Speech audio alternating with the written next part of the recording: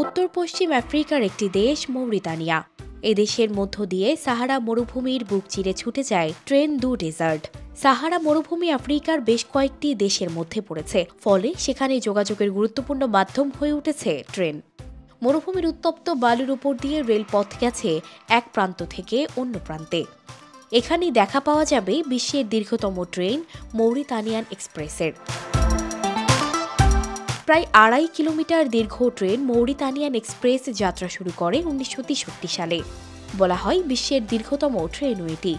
২০ ঘন্টার সফরে ট্রেনটি পাড়ি দেয় ৭০৪ কিলোমিটার পথ।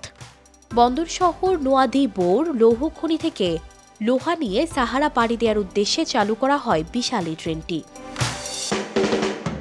এর মাধ্যমে বেশিরভাগই আকরিক লোহা নেওয়া হয়। দরিদ্র দেশ মৌরিতানিয়ায় খনিজ সম্পদ অফুরন্ত।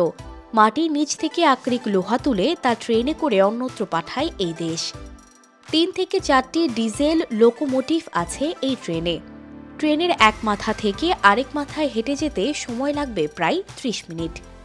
২০০ থেকে ২১০ ফ্রেইট বগি রয়েছে ট্রেনটিতে, তবে যাত্রী বহনের জন্য রয়েছে মাত্র একটি বগি।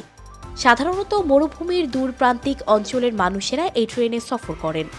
ট্রেন ভর্তি থাকা লৌহ বিভিন্ন স্টেশনে নামিয়ে দেয়াই এর লক্ষ্য। ট্রেনটিতে চড়লে এক টিকিটেই ঘুরে বেড়ানো যাবে গোটা সাহারা। রাজনৈতিক ও যান্ত্রিক ত্রুটির কারণে ২০০৯ সালের দিকে ট্রেনটি বন্ধ করা হলেও ২০১৯ সালের জানুয়ারি থেকে আবারও চালু করা হয় মৌরিতানিয়ান এক্সপ্রেস। সানজিদা রহমান, প্রবাস খবর।